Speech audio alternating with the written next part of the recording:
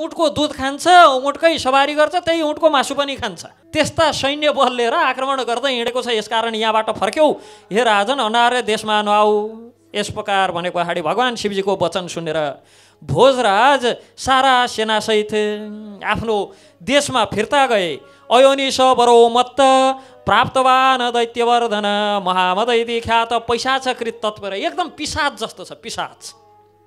स्वयं भगवान् शिवजीले भोजराजसँग बाहिक प्रान्तमा बलि दैत्यको प्रेरणाले त्रिपुरासुर जो मोहम्मदको नाममा आएको छ, अयोनि उत्पन्न यो दैत्य वंशको प्रवर्तक सधैँ पैशाच कर्ममा लिप्त छ। नागन्तव्यम त्वया भूप पैशाचे देश धूर्तके मत प्रसादेन भूपाल तब शुद्धि प्रजायते। इति श्रुत्वा नृपश्चैव स्वदेशनान्तपुरागमत् महामदश्च तै सार्धं सिन्धुतिर भूपायौ।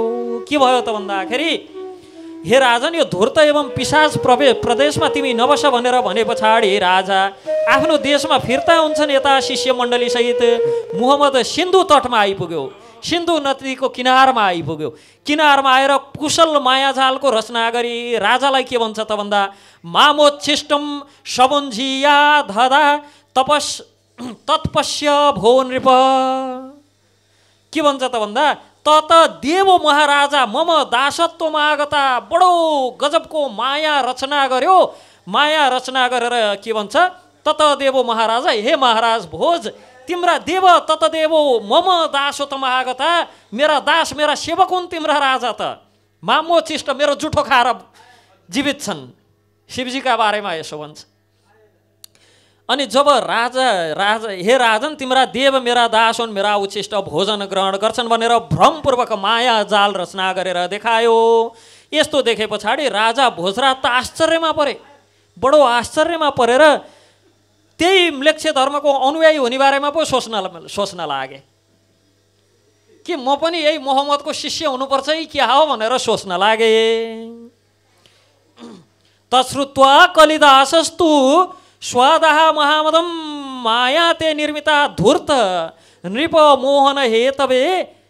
जब कालिदास, राजपुरोहित कालिदासले यस प्रकार देख्नुभयो, बडो क्रुद्ध भएर मोहम्मदलाई भन्नुहुन्छ, माया जाल रचना गरेर राजालाई मोहित गर्न खोज्ने हे धूर्त, हे मूर्ख, म त जस्तो अधमाधमको वध गर्छु यति भनेर तँलाई मार्दिन्छु भनेर इतियुक्त सद्विज श्रीमन अवाण जप तत्पर जवा 10 सहस्रम च तद्दास समजुव सब भस्म भूत्वा स मायावी म्लेच्छे देवत्वम आगतः। के गर्नुभयो त भन्दाखेरि, तत्पश्चाति ब्राह्मणले नवाण मन्त्रको 10,000 जप गरी त्यसको दशांश हवन गर्न लाग्नुभयो। त्यो हवनमा भस्म भई मोहम्मद म्लेच्छहरूको देवता बन्यो। पश्चात मोहम्मदका सबै शिष्यहरू अब भयभीत भएर भागाभाग गर्न लागे कि मोहम्मद त अब भस्म भइहाल्यो यज्ञ अग्निमा। यज्ञको अग्निमा परेर जब मोहम्मद भस्म भयो, त्यसका शिष्यहरू भयभीत भएर बाहिक देश गए आफ्नो गुरुको भस्मलाई।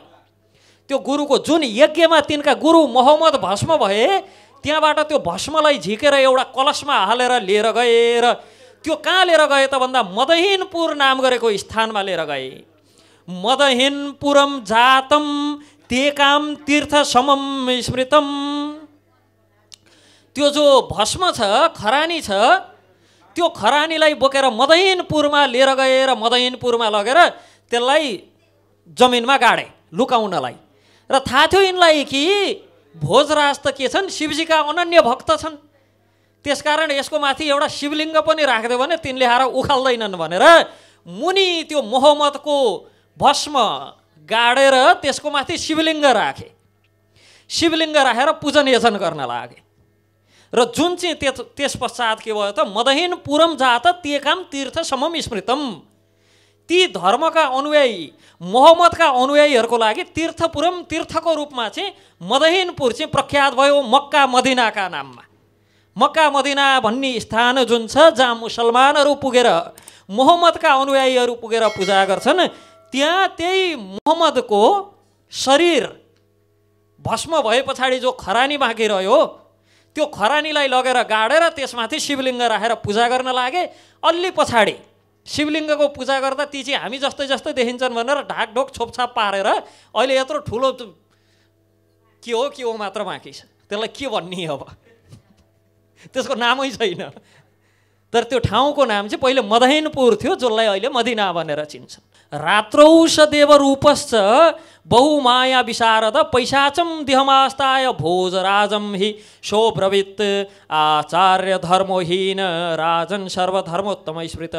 र त्यही दिन, जुन दिन त्यसलाई भस्म गरेको थियो, त्यही दिन रात्रिको समयमा त्यो देवरूप धारण गरेर मोहम्मद, जो देवरूप धारण गरेको जो मोहम्मद थियो, त्यो पिशाच रूपमा राजा भोजको अगाडि आएर भन्छ, हे राजन, तिम्रो धर्म आर्च्य धर्मो हि, तिम्रो धर्म के छ त भन्दा वैदिक सनातन धर्म सबैभन्दा उत्तम छ राजन, सर्वधर्मोत्तम। तिनका गुरुले भनेको कुरो यो, जसको खरानी पूजा गर्न जान्छन् ती खरानीवाला गुरुले भनेको कुरो कि राजन सर्वधर्मोत्तम स्मृत, सबै धर्ममध्येबाट सबैभन्दा उत्तम भनेको वैदिक धर्म छ। ईशा आज्ञा करिष्यामि पैशाचम धर्म दारुणम, म त अब ईश्वरको आज्ञाले गर्दा यो दारुण धर्मको, पैशाचम धर्म दारुणम, यी पिशाचहरूलाई दारुण धर्मको प्रचार गर्दैछु। लिङ्ग छेदी के सिकाउँछु? लिङ्गको छेदन गर्न सिकाउँछु। बच्चा जन्मिँदै लिङ्गको टुप्पो काट्दैछन्। लिङ्ग छेदी सिकाइनम, शिखा काट्न सिकाउँछु, शिखा राख्दैनन्। स्मुधारी दूषक उच्च लापी, बहुत ठुला ठुला बोल्ने, बम गोला बारुद देख्नै नहुने, जहाँ पनि पड्काइहाल्ने, भत्काइहाल्ने, बिगारिहाल्ने। सर्वभक्षी, गाईको पनि भक्षण गर्ने, जे भेटो त्यही खाने। भविष्यति जनौम बिना कौलम च पशवस्तेषां भक्षा मतमम मुसले नैव संस्कार कुशैरिव भविष्यति। कुशको ठाउँमा मुसल राखेर संस्कार गर्ने भएका कारण तिनलाई चाहिँ मुसलमान भनेर चिन्छन् भनेर बताइएको छ।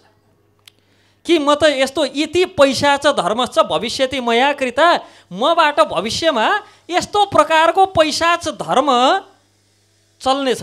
संस्कार गर्ने ठाउँमा किन तिनलाई मुसलमान भन्ने भन्दा मुसले नैव संस्कार, हरेक संस्कारमा मुसल चाहिन्छ तिनलाई। कुशैरिव भविष्यति, कुशको ठाउँमा क्या, जहाँ जहाँ हामी कुश राख्छौँ त्यहाँ त्यहाँ तिनलाई चाहिँ मुसल चाहिने भएर तिनलाई मुसलमान भनिन्छ भनेर यस प्रकार मुसलमानका सम्बन्धमा सर्वेश्वर भगवान श्रीहरिको इच्छाले, हेर्नु संसारमा जति कार्य भयो वेदभन्दा बाहिर, वैदिक धर्मभन्दा बाहिर संसारमा केही कुराको अस्तित्व छैन।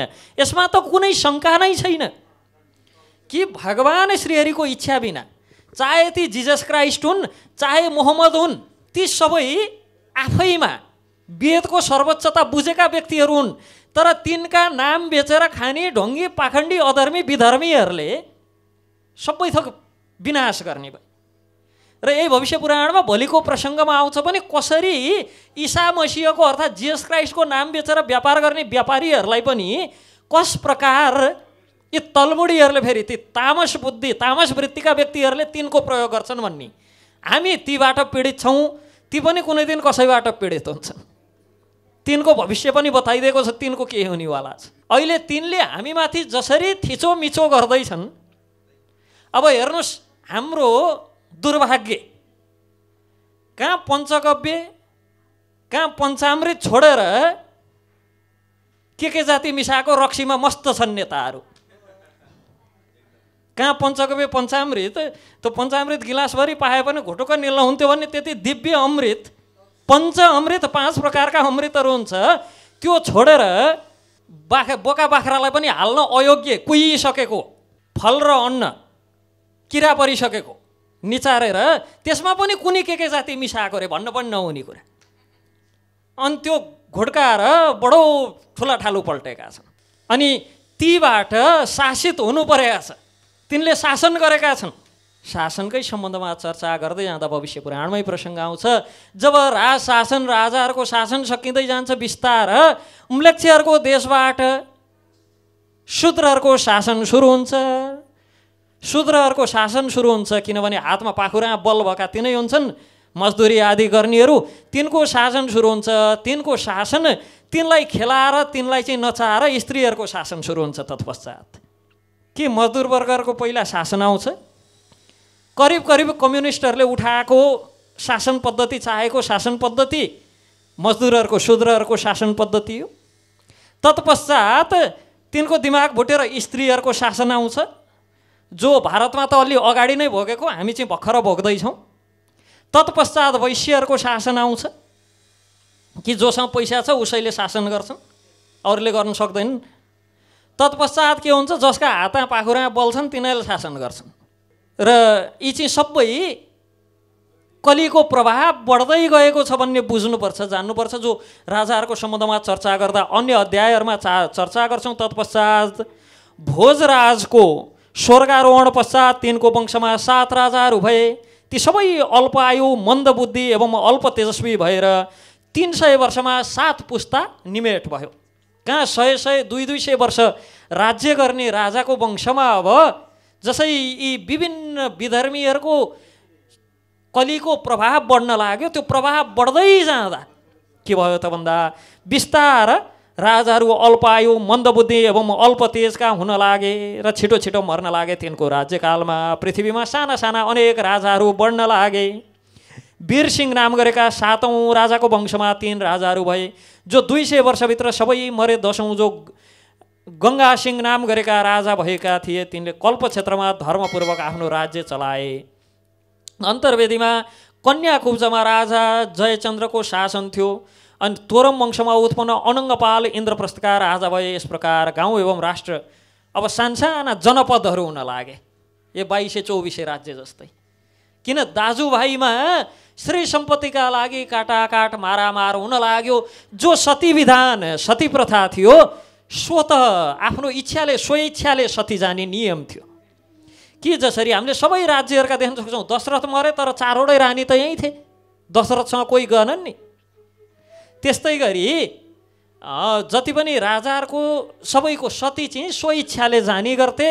उदाहरणका लागि अर्को पाण्डव, जो पाण्डुको मृत्यु पश्चात कुन्ती र महाद्री दुईटाको कम्पिटिसन चलेको थियो, राजा को चाहिँ सती जाने भनेर।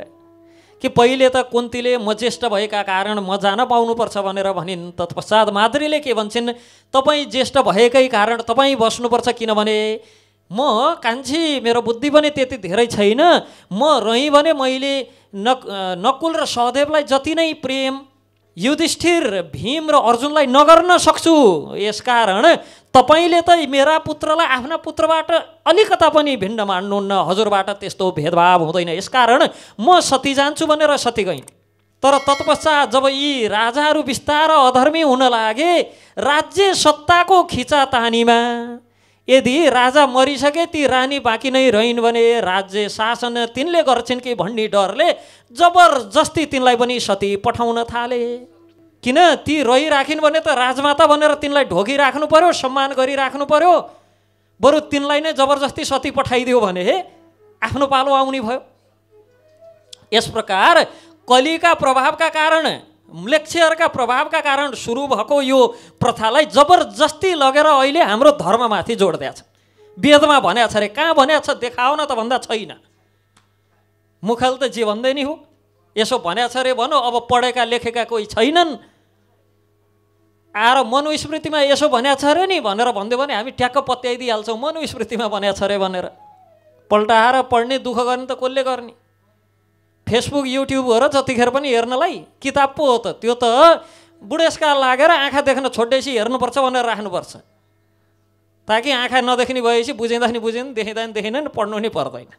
र यस प्रकार सती प्रथालाई पनि संस्थागत गर्दै ल हेर्नुहोस् त, आज लगेर जबरजस्ती सती प्रथा हामीसँग जोडेर हामीले गर्दा भएको। यी त सब यी वेदवादीहरूले, सब यी वैदिक सनातनीहरूले, सब यी हिन्दूहरूले गर्दा भएको। जबकि अहिले पनि पतिको मृत्यु पश्चात को पत्नी त्यस्ती होलिन् जो मलाई पनि सँगै लानुस् भनेर रुन्नन्।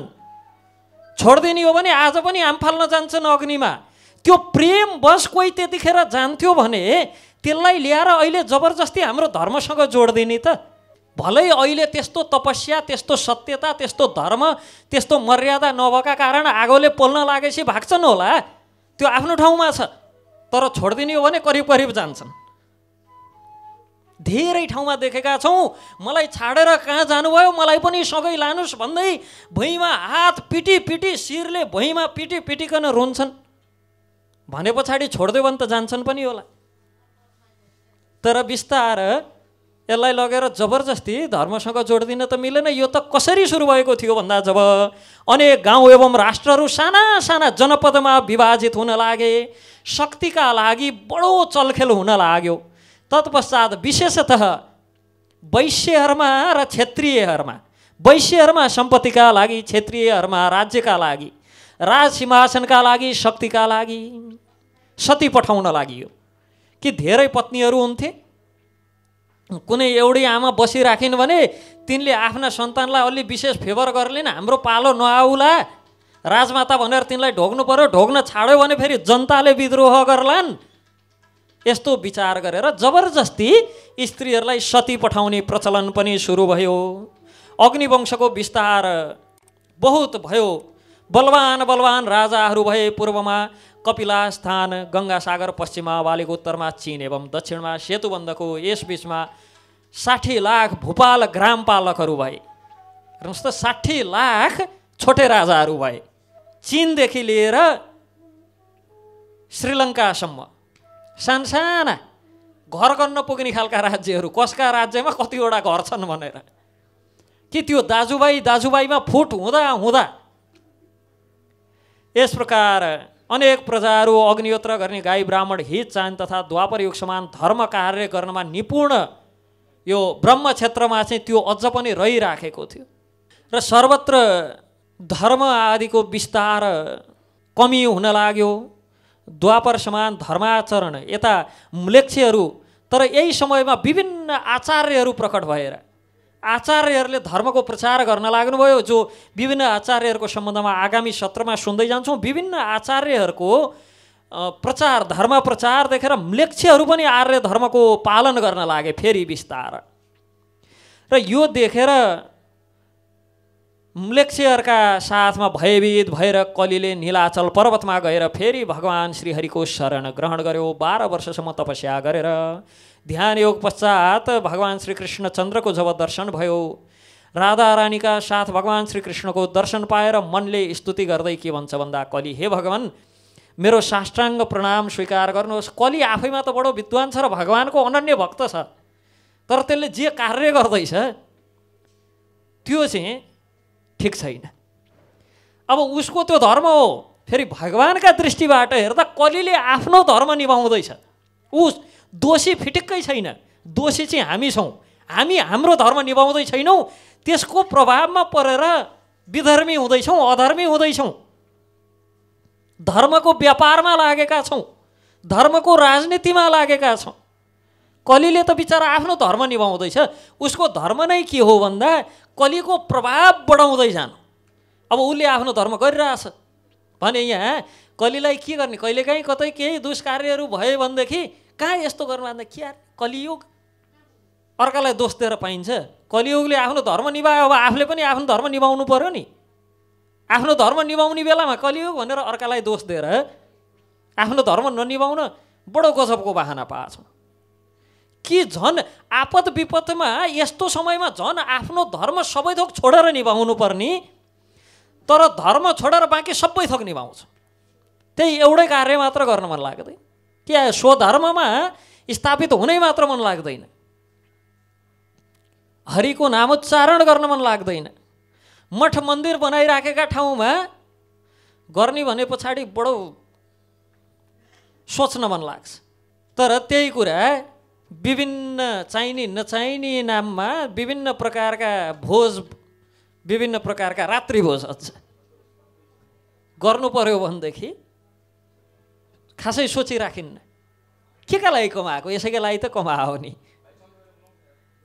अर्थ केका लागि उपार्जन गर्नुपर्छ? अर्थ धर्मका लागि उपार्जन गर्नुपर्छ।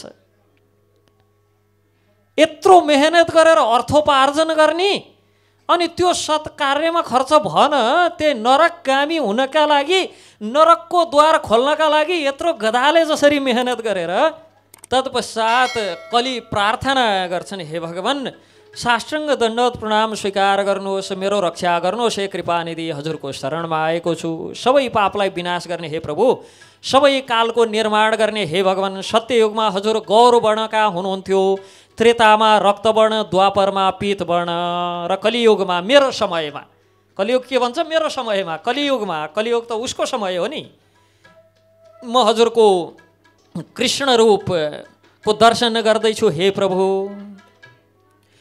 मेरा पुत्रहरू म्लेच्छ भएर पनि आर्य धर्म स्वीकार गर्न लागिसके। मेरो राज्यमा प्रत्येक घरमा द्युत, मध्य, स्वर्ण, स्त्री, हास्य आदि हुनुपर्ने हुन छोडो। यसकारण कुनै उपाय लगाउनु पर्यो। यी आचार्यहरू आए, हजुरका अंशहरू, कोही सुदर्शन चक्रका अंश रे, कोही रामानुज रे, कोही हनुमानका अवतार रे, यिनले आएर मेरो त सबै व्यापार व्यवसाय डामाडोल पार्दिने भए। त्यसकारण प्रत्येक घरमा द्युत जुवा होस्, प्रत्येक घरमा मध्य मदिरा पान होस्, सुरा सुन्दरी हुन्, अनि धनका लागि अर्थ लोलुप्त भएर मरिमेटुन्। यस्तो केही उपाय लगाउनु पर्यो। हेर्नुहोस् त वरदान माग्ने तरिका, वरदान मागेको पनि के। हे जनार्दन, यी अग्निवंशमा प्रकट भएका क्षेत्रीयहरूले अलिअलि विनाश गरे, अनि अलिअलि तपाईँका भक्त भैटोपालका आए, तिनले विनाश गरे। मेरा त सबै परम शत्रु नै भएर निस्के। मेरा मित्र हजुर मात्र हुनुहुन्छ हे जनार्दन। आए सबैले मेरो चाहिँ विनाश नै गरेर गए। यत्रो मैले सृष्टि गरेँ, सबै विनाश गरेर गए। यसकारण हे जनार्दन, हजुरको चरण कमलको शरणमा छु।